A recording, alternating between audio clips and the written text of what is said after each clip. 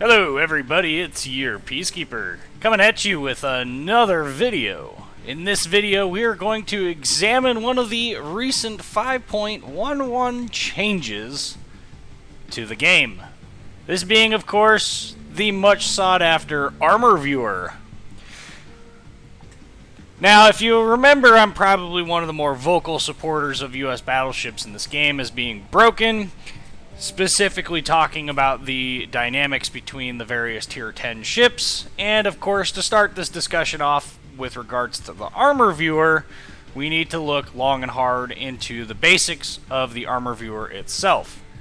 To do that, when you log into the public test server, because this is all now on the public test server, it is no longer something that I have to worry too much about within regards to the NDA that I signed for Super Test.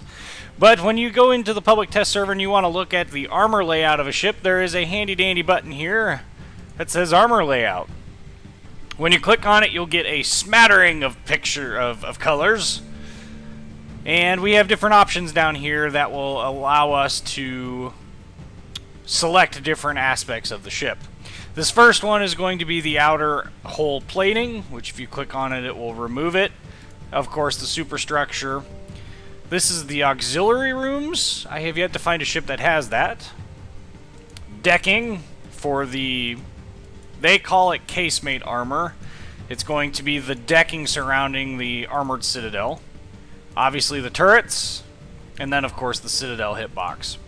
So anyway, to really understand what's going on between Tier 9 and Tier 10, and the reasons why I'm mildly confused with the Montana's armor scheme in-game, and probably one of the major reasons why it feels so soft in the game, is if we look right here at the casemate, as they call it, or Citadel armor deck thickness. 38 millimeters on the surface, and if we remove it, 152 millimeters at the top of the Citadel. As you can see, there is two separate decks here when we add that in. So you have the actual decking material, and then we have the Citadel underneath of it. So what that tells me is that at a minimum, these ships are at least partially, anyway, modeled correctly with regards to their deckings. Now, I haven't gone and checked at the actual armor thickness values to see if they're correct. I'm going to assume that they are shy their STS steel backing plates. I guess that's redundant. STS backing plates, which, if you're not familiar with US armor schemes, STS made up a large portion of the fast battleship's armor profile. It was comparable in terms of armor quality to Class B armor. It was actually a little bit worse than Class B. Now, Class B, before everybody gets all their panties in a wad, Class A was face-hardened armor. Class A is what comprises the actual belt, the inner belt armor of an Iowa. It's that face-hardened armor. And actually and Class B is what they used on the turrets, specifically the turret face armor. Why is that important? Well, Class A, as we found out during World War II, actually provided less protection from capped armor-piercing shells. So, for instance, the Iowa, she fires the Mark 8 Super Heavy shell. The Super Heavy shell is an armor-piercing capped shell, which is why you'll frequently see it abbreviated SH-APC, SH-APC, Super Heavy Armor-Piercing Capped Shell. These capped shells had a very, very hard cap that would quite easily penetrate through the face-hardened armors. When it hit Class B or other non-face-hardened armors, what you were getting is it would take that cap and it would force the cap off, and then it would force the shell to try and banana as the Class B armor kind of gave way. See, Class A was much harder, and so when you hit it real hard, it either had a tendency to crack and break or to allow something to penetrate through it. Class B had some ductility to it. It changed its shape slightly, and that dissipated a large part of the energy. So with STS slotting between Class A and Class B in terms of its armor profile, so less than Class B but more than Class A, it's not shocking that that's missing from US battleships. And I hear somebody say, well, but they use that kind of stuff all the time in other nations' warships. Did they? From my research, it's showing not really. A large portion of the ships that were constructed out of armor steels were all in the U.S. Navy. There were a couple of I think it was the UK that had a couple of them that used a similar level, and there were German steels that were comparable that were used in some of the structural portions of the ship, but not near to the extent that the United States Navy did with regards to its backing plates. In fact, it was specifically put behind the main armor plates, the Class A and Class B armor, to prevent spalling or any form of material. If a shell did manage to break through the armor plating, it was designed to catch the materials between the two sandwich plates.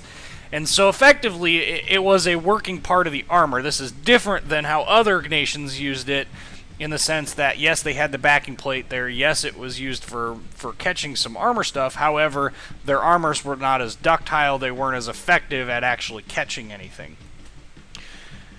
And that's backed up by Nathan Oken. If you know who he is, he's a big naval historian who does a lot of stuff. It's based on his research into that opinion of mine is based on his research into armor profiles and armor types of World War II and World War I.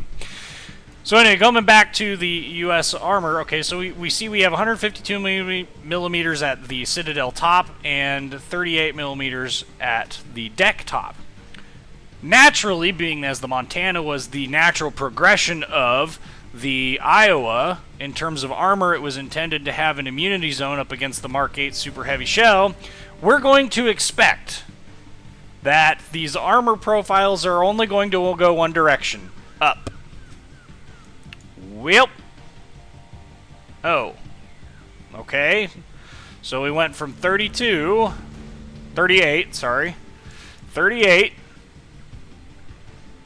and then we came down to 29. So we lost 9 millimeters of deck armor on the top. Well, but, you know, hey, piece, you know, it's probably going to get made up here.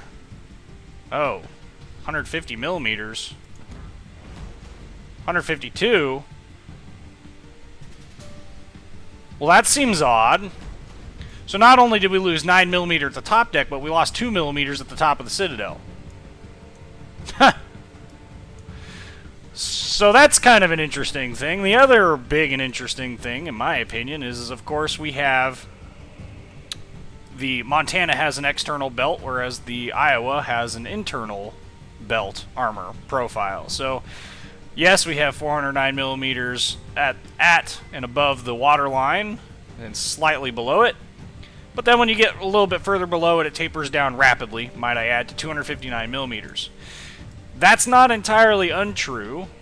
However, most U.S. battleships of the era would not have tapered that quickly in such a short amount of time. In fact, if I remember correctly, the taper is actually specifically laid out in the design drawings for various ships, and I doubt we're going to see quite this steep of a drop of almost 150 millimeters, or actually exactly 150 millimeters, of armor over the course of 1 inch.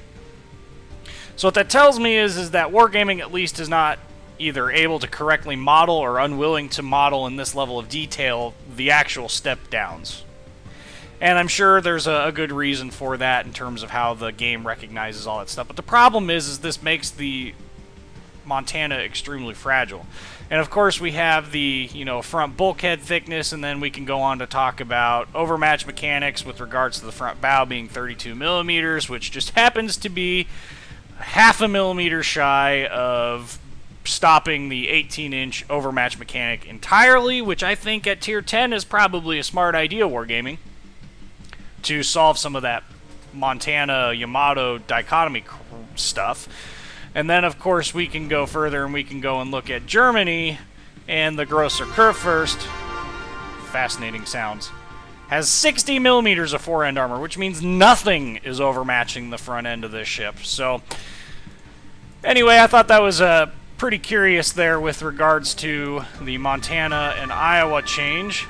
And I'm sure I'm not the only one who found that mildly interesting, that not only did we lose deck armor, but we lost citadel armor on the top portion of our citadel. Now, 2 millimeters doesn't sound like a lot, until you start factoring in that 2 millimeters of armor on a shell that's coming in, you know, at this angle, can make a large difference in whether or not that shell penetrates or bounces.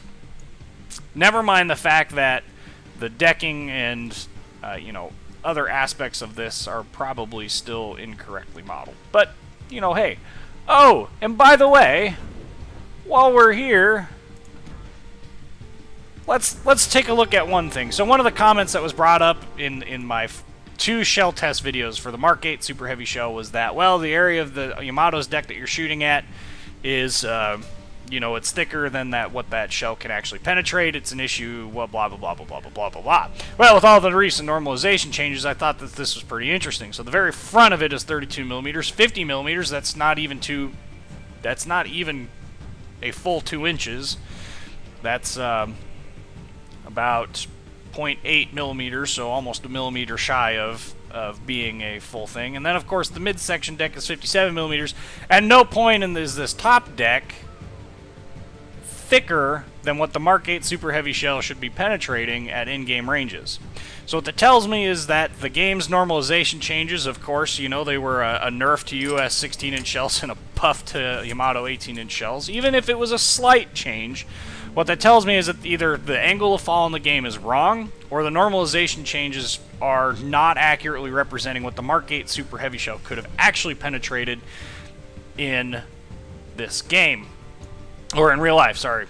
What the Mark 8 could have penetrated in real life. So, it leaves a lot to be desired, in my opinion, when we have a game that is buffing a ship that doesn't need buffs and nerfing a ship that doesn't need nerfs, and it doesn't accurately represent what it's capable of to begin with. And of course, everybody wants to see it, and you guys will get the opportunity to check it out. The secret to citadeling Yamato's, quote, through the nose, is of course when you are angled at her head-on is to aim at this line between the 2 ships when you're at close ranges. It's nearly suicidal. Really wouldn't recommend doing it unless you were, forced into this situation if you can avoid it. If you're in a Montana, I would avoid it at all costs, but this is the one area that you want to aim at if you are looking to citadel a Yamato at close ranges.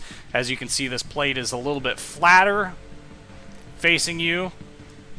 There, you will not penetrate through the actual bow itself. It is 32 millimeters. The 16-inch shell will not overmatch that. So your best hope to citadeling a Yamato at close range is going to be getting enough of an angle and shooting right underneath the back portion of the number 1 turret. So that's that. And then, of course, the final thing.